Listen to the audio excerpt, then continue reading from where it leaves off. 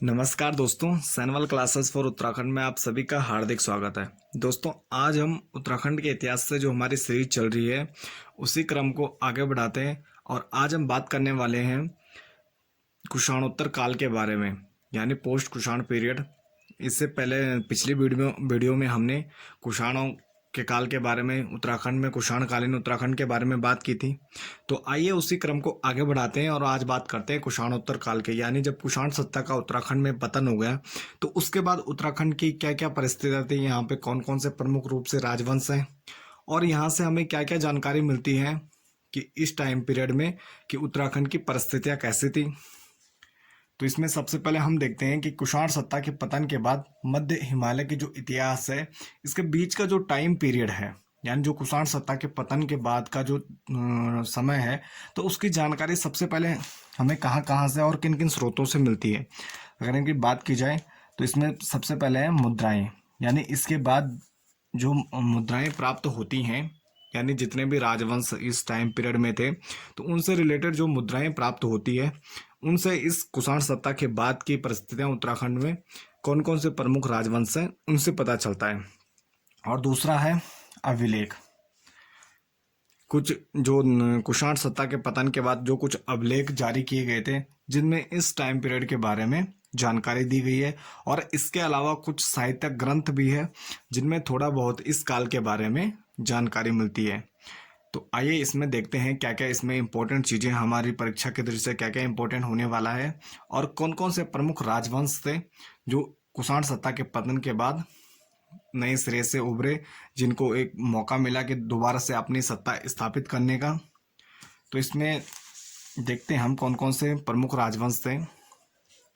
जो कुषाणोत्तर काल की अगर बात की जाए, इसमें जो थोड़ा बहुत जो जानकारी मिलती है वो मुद्राओं और अभिलेखों से ही प्राप्त होती है, जिनसे मध्य हिमालय या उत्तराखंड के क्षेत्र में निम्नलिखित प्रमुख गण या राजवंशों के शासन का होने का पता चलता है। यानी इसमें जो प्रमुख स्रोत है वो मुद्राएं और अभिलेख ही है। अगर इसके साहित्यिक स्रोतों की बात की जाए तो बहुत ही कम जानकारी उनसे इस टाइम पीरियड के बारे में पता चलती है। तो इसमें सबसे पहले देखते हैं हम कि कौन कौन से प्रमुख राजवंश थे जो उत्तराखंड में इस काल में शासन कर रहे थे। इसमें पहला है योदेय, यानी योदेय वंश इसमें जो उत्तराखंड के क्षेत्र में शासन कर रहे थे। इसके अलावा हमने कुनिंदों के बारे में पढ़ा था, यानी कुनिंदों के बाद जब यहाँ पर शकों ने आक्रमण किया, कुषाणों ने आक्रमण किया, तो कुनिंद फिर पर्वतीय क्षेत्र में चले गए थे और उनके पर्वतीय शासक किसी न किसी प्रकार से पर्वतीय क्षेत्रों में शासन कर रहे थे। इसके अलावा युगसैल के वार्षगण्य गोत्रीय वंश का यहाँ पर पता चलता है कि यहाँ पर वार्षगण्य वंश के शासक शासन कर रहे थे। इसके अलावा कुलुत वंश है, शिव भवानी का वंश है और गोविषाण का मित्र राजवंश। यानी अगर कुषाणोत्तर काल की बात की जाए तो यहाँ पर प्रमुख 6 प्रकार के वंश हैं जो इस समय में शासन कर रहे हैं। इनको थोड़ा मैप में देख लेते हैं कि वे इनकी जो शासन सत्ता थी वो कहाँ कहाँ स्थापित थी। अगर कुलुत वंश की बात की जाए तो ये कांगड़ा घाटी यानी हिमाचल का जो क्षेत्र है वहाँ पे ये इनका शासन स्थापित था, और यहाँ से ही ये इनका जो ये कालसी और देहरादून वाला जो क्षेत्र है वो इनके कब्जे में था।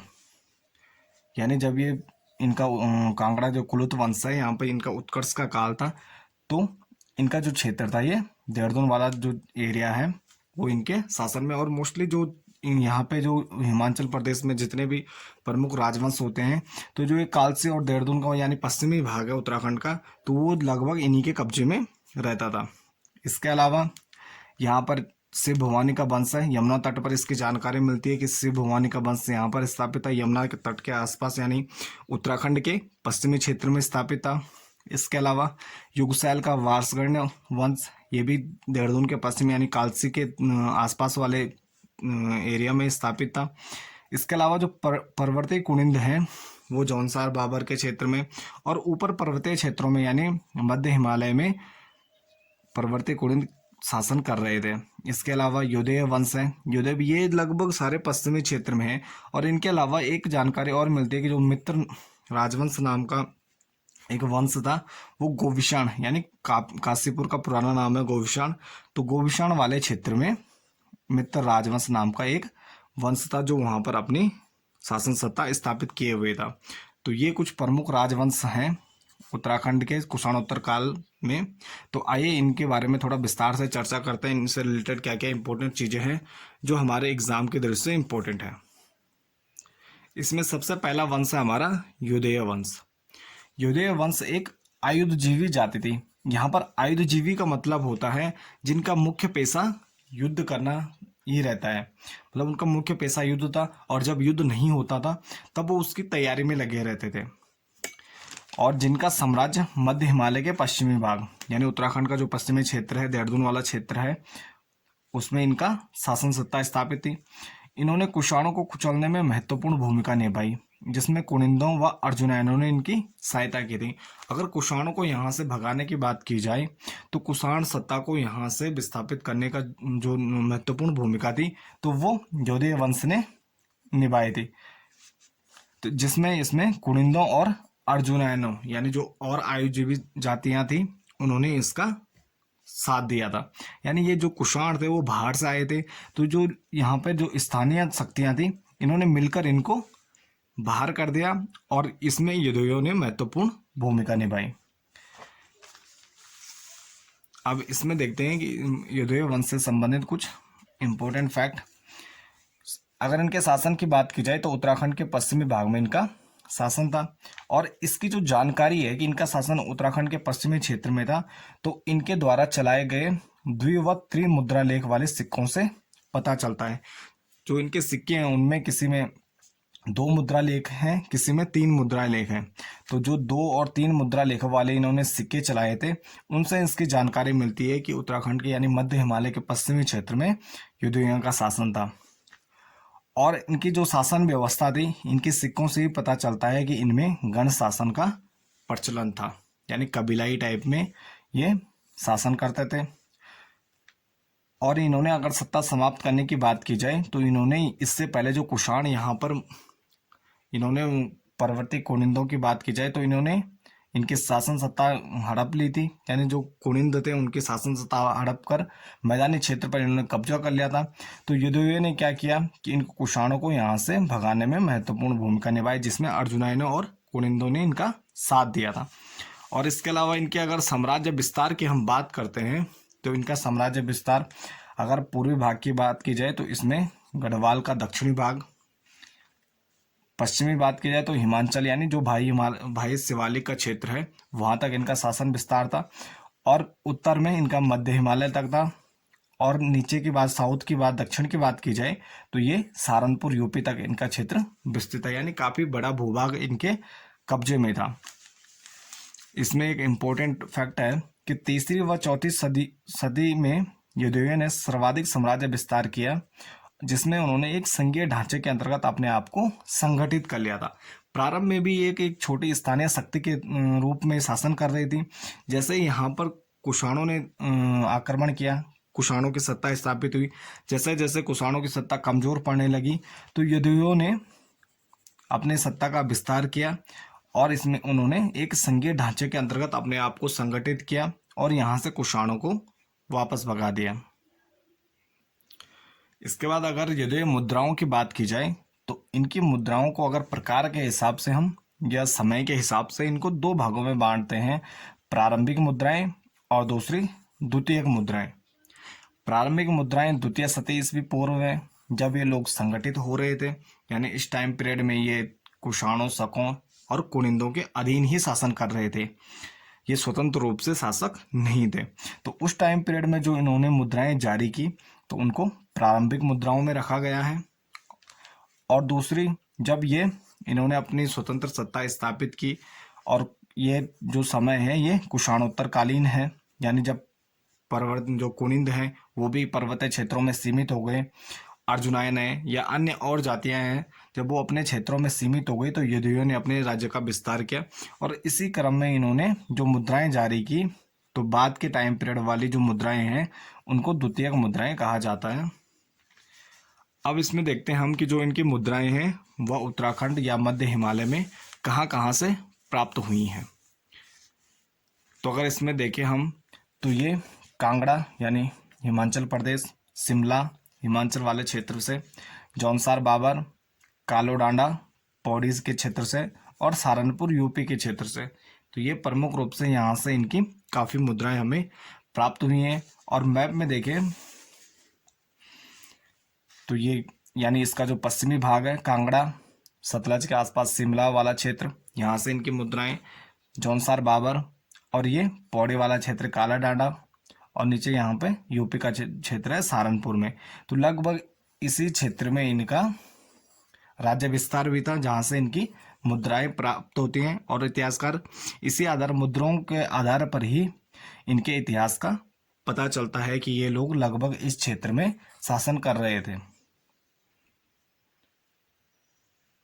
इसके बाद जो दूसरी हमारी प्रमुख शासन सत्ता है जो उत्तराखंड के क्षेत्र में कुषाणोत्तर काल में शासन कर रही थी, तो उसका नाम है परवर्ती कुनिंद वंश। यानी कुनिंदों की ये शाखाएं थी जो आगे चलकर जब अमोघ भूति के बाद जब उसके उत्तरवर्ती कालीन शासक आते हैं जो राज्य को अक्षुण्ण बनाए रखने में अक्षम रहते हैं, तो उसके बाद भी जब यहाँ पर सब कुषाणों का आक्रमण होता है तो कुनिंद किसी न किसी प्रकार से यहाँ पर शासन कर रहे होते हैं। जिसमें हम देखते हैं कि जब शक कुषाण और यदुओं ने यहाँ पर अपनी सत्ता स्थापित की तो कुनिंदों के पहले इन्होंने मैदानी भाग पर कब्जा किया, और वो जब ये मैदानी भाग पर इन्होंने कब्जा किया तो कुनिंद ऊपर पर्वतीय क्षेत्रों में चले गए, मध्य हिमालय में चले गए। तो ये जो कुनिंद है ये किसी न किसी प्रकार से पर्वतीय क्षेत्रों में शासन कर रहे थे, भले ही यह यदुओं या शक के कुषाणों के अधीन में थे। और इनसे रिलेटेड अगर इम्पोर्टेंट फैक्ट की बात की जाए, क्या क्या चीज़ें इम्पोर्टेंट है, तो इसमें जब यदुओं ने कुषाण सत्ता के विरुद्ध संघर्ष किया तो कुनिंदों द्वारा उनका समर्थन किया गया। कि जब यदुओं ने कुषाणों के विरुद्ध संघर्ष प्रारंभ किया तो कुनिंद और अर्जुनायनों द्वारा उनको समर्थन दिया गया। इसके अलावा इसमें महात्मा जो चत्रेश्वर थे उसमें इन्होंने संघर्ष किया तो इनका जो नेतृत्व था परवर्ती कुनिंद कालीन शासकों का, तो इनका जो नेतृत्व था वो महात्मा चत्रेश्वर द्वारा किया गया था। तो एक प्रकार से कह सकते हैं कि इनका परवर्ती कालीन शासक था। इसके अलावा कुषाण ताम्र मुद्राओं के आदर्श पर बनी चत्रेश्वर या छत्रेश्वर कुनिंद मुद्रा, यानी जो ये चत्रेश्वर द्वारा इनका नेतृत्व किया जाना है, इसकी जो जानकारी है तो ये जो कुषाण ताम्र मुद्राएं हैं उनके आदर्श पर बनी हुई चत्रेश्वर या छत्रेश्वर कुनिंद मुद्राएं, यानी जो परवर्ती कुनिंद इन्होंने बाद में मुद्राएं जारी की जिनको चत्रेश्वर या छत्रेश्वर प्रकार की मुद्रा कहा जाता है, जो हमने इससे पहले जब कुनिंद वंश पढ़ा था तो इसमें इसके बारे में हमने चर्चा की थी। तो यानी जो ये मुद्राएं हैं इससे पता चलता है कि महात्मा चत्रेश्वर ने इनका नेतृत्व किया था।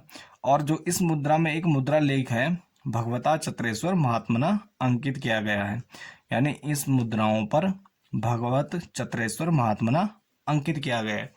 और इसमें देखते हैं मुद्राओं से इंपॉर्टेंट क्या चीजें हैं। एक तो ये ताम्र मुद्रा है, यानी ये तांबे से बनी हुई है। और इनका अगर प्राप्त स्थल की बात की जाए तो ये पौड़ी जिले के दुगड्डा के पास एक भैड़गांव नामक ग्राम है जहां से ये प्राप्त होती हैं परवर्ती कुनिंदकालीन मुद्राएं। और इस पर जो लेख लिखा गया है भगवता चत्रेश्वर महात्मना। और इस मुद्राओं से ही 3 कुनिंद शासकों के नाम प्राप्त होते हैं, यानी भेड़गांव से जो मुद्राएं प्राप्त हुई हैं वहां से 3 कुनिंद शासकों के नाम प्राप्त होते हैं। एक तो चत्रेश्वर या छत्रेश्वर हो गया, दूसरा भानु हो गए, और तीसरा रावण हो गए। और इतिहासकार अनुमान लगाते हैं कि ये जो तीनों शासक रहे होंगे ये परवर्ती कुनिंदकालीन शासक रहे होंगे। और अगर इनका समय की बात की जाए तो ये लगभग कब निर्गत की गई होंगी, तो ये द्वितीय शती ईस्वी के अंत व तृतीय शती के प्रारंभ में, यानी यह द्वितीय शती के 200 के आसपास या तृतीय शती जो तीसरी सदी प्रारंभ हो रही है उसके आसपास में निर्गत की गई होंगी, यानी जारी की गई होंगी। इसके अलावा इम्पोर्टेंट फैक्ट है कि प्रयाग प्रस्तुति में कुनिंद व अंबुदर के नामों का वर्णन न होने से इतिहासकार अनुमान लगाते हैं कि कालांतर में अंबुदर और कुनिंदों का विलय यदुओं गणों के अधीन हो गया। यानी जब यदुओं सशक्त हो गए तो इन्होंने इनके पहले मैदानी भागों पर कब्जा कर लिया यदुओं ने, फिर पर्वतीय क्षेत्र जहां पर ये लोग निवास कर रहे थे, शासन कर रहे थे, भले ही छोटे क्षेत्र में थे, फिर वहां यदुओं ने इन पर कब्जा कर लिया। तो इससे इतिहासकार अनुमान लगाते हैं कि जो प्रयाग परिस्थिति में इनके नामों का वर्णन नहीं है तो संभवतः ये लोग इस समय कुषाणोत्तर काल में यदुओं के अधीन शासन कर रहे होंगे। अतः महान कुनिंद साम्राज्य लगभग 300 या 400 ईस्वी तक परवर्ती कुनिंद काल में भी उत्तराखंड के पर्वतीय क्षेत्रों में किसी न किसी प्रकार से शासन कर रहे थे। यानी कि पर्वतीय क्षेत्रों में भी ये किसी न किसी प्रकार से शासन सत्ता इन्होंने स्थापित की थी और शासन कर रहे थे। इसके बाद नेक्स्ट वंश राजवंश है हमारा युगसैल का वार्षगण गोत्रीय वंश।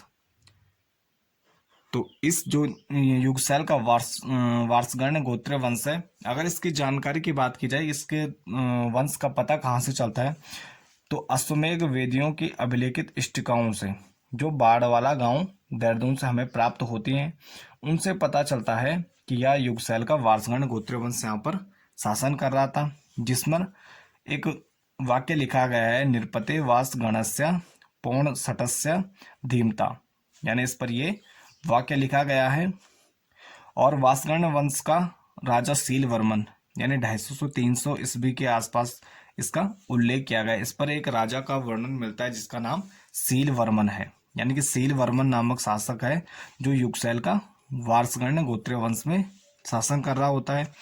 और जो ये वाक्य है पौण सटस्या, यानी ये पौण की छठवीं, यानी राजा पौण रहता है उसकी छठवीं पीढ़ी में उत्पन्न राजा रहता है और वो युगसैल में शासन कर रहा होता है।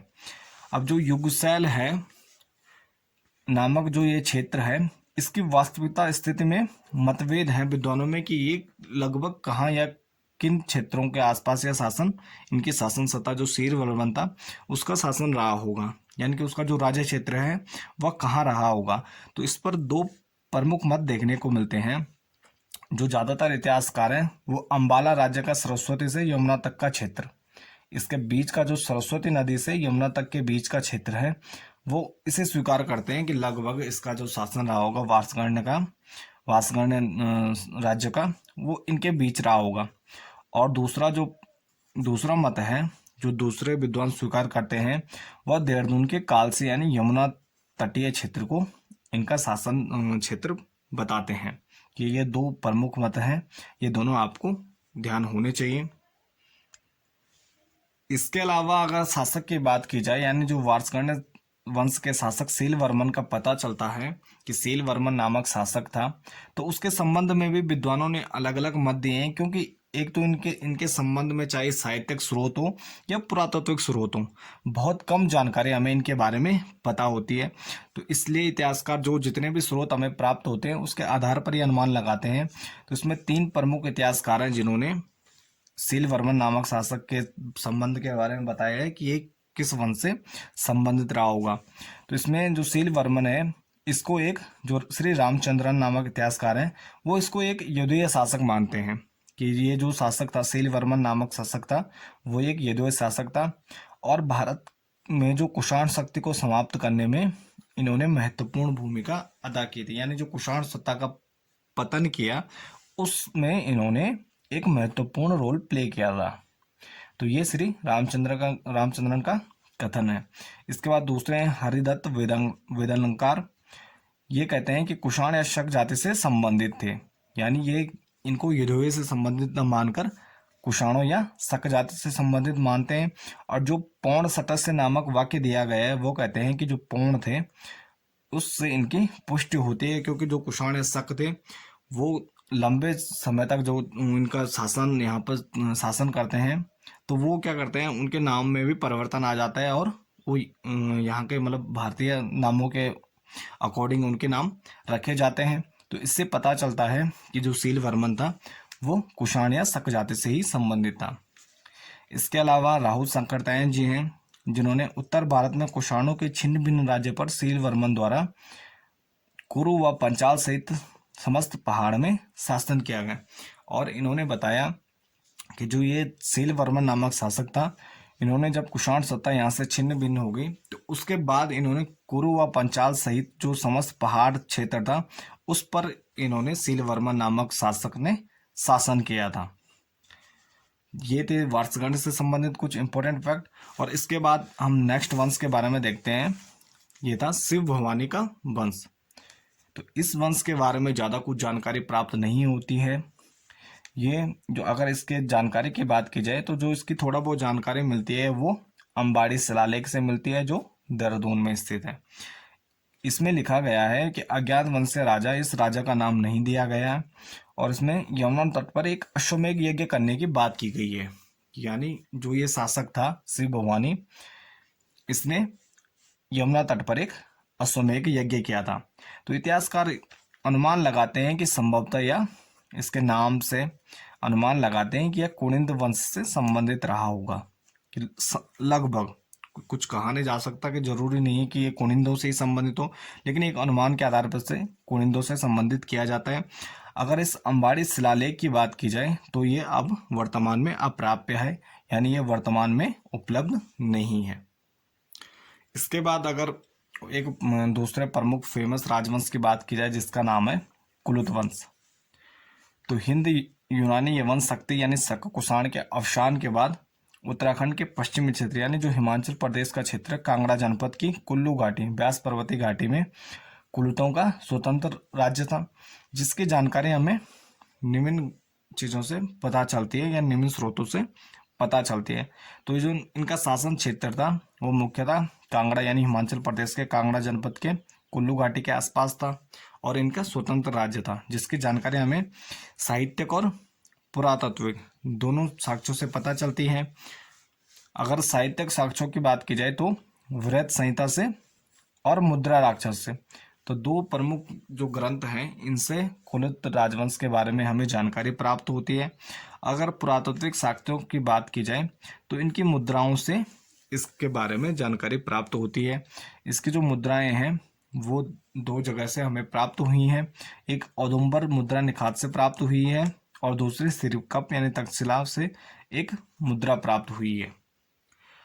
अगर औदुंबर मुद्रा निखात की बात की जाए तो यहाँ से जो प्राप्त मुद्राएं हैं, सबसे पहले तो ये इतिहासकार जो कनिंघम है उनके द्वारा प्राप्त की गई थी, यानी उनके द्वारा इन मुद्राओं को खोजा गया था। और जो इन मुद्राओं से जानकारी मिलती है वो है कि एक जो ये मुद्राएं थी वो कुलुत नरेश यानी जो कुलुत राजवंश से संबंधित बेरियस नामक राजा था उसकी मुद्रा कनिंघम को प्राप्त होती है। और ये दूसरा रजत या चांदी, ये रजत या चांदी की मुद्राएं थी। और इनके आकार की बात की जाए तो इनका आकार वृत्ताकार था, यानी गोलाकार टाइप में, लगभग गोल के आकार की थी। और इन पर ब्राह्मी लिपि में और संस्कृत भाषा में एक लेख लिखा गया है कि राज्ञा कुलुतस्य वीर्यस्य, यानी वीर्यस नामक राजा का लेख लिखा गया है। और यह वीर्यस नामक राजा की मुद्रा थी जो चांदी की थी। और अगर इनकी निर्गत होने की बात की जाए या जारी करने की बात की जाए तो संभवतः इनको तीसरी शती ईस्वी के आसपास जारी किया गया था। और जो बेरियस नामक शासक था वह लगभग तीसरी शती ईस्वी के उत्तरार्ध में उसने शासन किया होगा। सिरकप या तक्षशिला से मिली जो वेरियस नामक शासक की ही दूसरी एक मुद्रा है जो वर्गाकार की है, यानी वर्ग के आकार की उसकी मुद्रा है। और यह तांबे की बनी हुई है, ये चांदी की नहीं है, तांबे या ताम्र की बनी हुई है। इसका आकार वर्गाकार है। और इसकी खोज की बात की जाए तो ये जॉन मार्शल को सिरकप नामक स्थान से मिली थी। ये जॉन मार्शल ने इस मुद्रा को प्राप्त किया था या खोजा था। अगर इस पर लेख की बात की जाए तो इसमें राया कुलुतस्य वीर्यसस, यानी इस पर भी एक लेख लिखा हुआ है जो ये वर्गाकार की मुद्रा है। और इसमें प्राकृत भाषा में लेख लिखा गया और इसकी लिपि खरोष्टी थी, यानी जो गोल मुद्राएं हैं उसमें गोलाकार मुद्राएं या वृत्ताकार मुद्राएं हैं उसमें ब्राह्मी और संस्कृत भाषा में लेख लिखे गए हैं। लेकिन जो वर्गाकार मुद्राएं हैं इसमें खरोष्टी लिपि है और प्राकृत भाषा में लेख लिखा गया है। अगर इनके शासन की बात की जाए कि ये जो कुलुत वंश है इसका पतन कैसे हुआ, तो इस पर भी इतिहासकार अनुमान लगाते हैं कि कालांतर में जब गुप्त शक्ति अपने उत्कर्ष पे थी तो ये गुप्तों के अधीन हो गए थे। यानी जब गुप्त शक्ति अपना राज्य विस्तार करती है तो ये लोग भी कालांतर में उनके अधीन हो गए, यानी जो ये हिमाचल वाला क्षेत्र है ये भी गुप्तों के अधीन हो गया था। तो इसके बाद जो हमारा आज का लास्ट राजवंश है जिसका नाम है गोविषाण का मित्र राजवंश। इसकी अगर जानकारी की बात की जाए तो जो इसकी जानकारी है वह काशीपुर से प्राप्त 2 स्टिका लेखों से होती है। और इनका शासन क्षेत्र गोविषाण यानी काशीपुर क्षेत्र में स्थित था। जो ये काशीपुर से प्राप्त 2 स्टिका लेख हैं, ये प्राकृत भाषा में लिखे गए हैं और इस लेख में हमें 2 मित्र वंश के राजाओं के नामों की जानकारी मिलती है। पहला है मात्रमित्र और दूसरा है पृथ्वीमित्र, यानी 2 राजाओं के नामों की जानकारी मिलती है यहाँ से। ये प्राकृत भाषा में लेख है, मात्रमित्र और पृथ्वीमित्र, इतना ही इससे जानकारी मिलती है। तो इस पर जो इतिहासकार ओझा और रामचंद्रन है ने मित्र राजाओं जो इनका काल माना है कि लगभग इन्होंने शासन किया होगा, तो ये 3री शताब्दी ईस्वी के आसपास इनका शासन माना जाता है। और इनके संबंध की बात की जाए तो एक तो इनके बारे में कोई ज़्यादा जानकारी हमें प्राप्त नहीं होती। 2 स्टिका लेख हैं, उन पर प्राकृत भाषा में 2 राजाओं के नाम दिए गए हैं, बस इसके अलावा इनसे संबंधित कोई ज़्यादा जानकारी प्राप्त नहीं होती है। तो इतिहासकार इस पर विभिन्न मत देते हैं। तो इनके और अहिछत्रा यानी जो बरेली रामनगर के मित्र राजवंश नामक वहाँ पर एक शासन रहता है, शासन करते हैं, तो उनसे संबंधित इनको बताया जाता है, लेकिन उनके बीच और इनके बीच कोई संबंध के कोई साक्ष्य या प्रमाण हमें नहीं मिलते हैं। तो ये थे आज के कुषाणोत्तरकालीन कुछ प्रमुख राजवंश और उनसे संबंधित कुछ महत्वपूर्ण तथ्य। तो बाकी मिलते हैं एक नेक्स्ट वीडियो में नेक्स्ट टॉपिक के साथ, तब तक के लिए धन्यवाद।